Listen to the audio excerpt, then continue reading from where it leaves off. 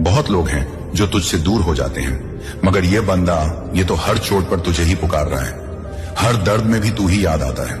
ये तुझसे दूर नहीं भागा, ये तो तुझसे और लिपट गया। तो फिर इसे इतनी मुश्किलें क्यों? और उनके इस सवाल ने मेरी रहमत को हिलाया, क्योंकि उन्होंने तुम्हारे अंदर की सच्चाई देखी थी।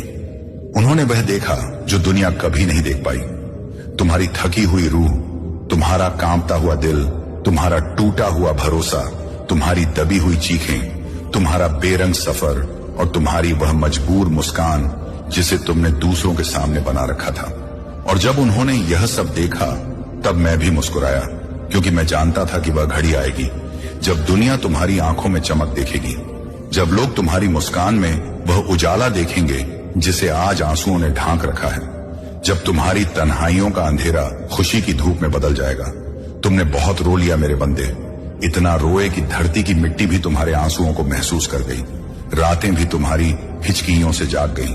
तुम्हारी दुआओं की थरथराहट ने फरिश्तों के परों को हिला दिया। और जब तुमने कहा, या रब मुझे इतना दर्द क्यों दे रहा है तू, तब मेरा दिल भी कांप उठा, मेरे अर्श पर भी एक लहर चली, क्योंकि तुम्हारी उस पुकार में न शिकायत थी, न गुस्सा, बल्कि एक मासूमियत थी, एक थकान थी, एक रोक न सकने वाली बेचैनी थी जिसे सिर्फ मैं ही महसूस कर सकता था।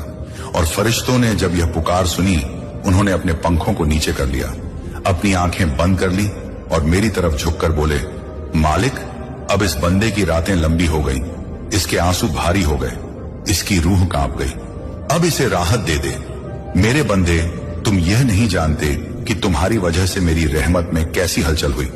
तुम नहीं जानते कि तुम्हारी सिसकियों ने कैसे आसमान की हवा को नरम किया, कैसे फरिश्तों की आवाजें ऊंची हो गईं, कैसे मेरी रहमत तुम्हारी तरफ बढ़ने लगी। और तुम सोचते रहे कि मैं चुप हूं, मगर मैं कब चुप था? मैं तो हर आंसू को अपने नूर के जरिए उठाकर तुम्हारी किस्मत में बदल रहा था। मैं तुम्हारी थकान को हिम्मत में बदल रहा था।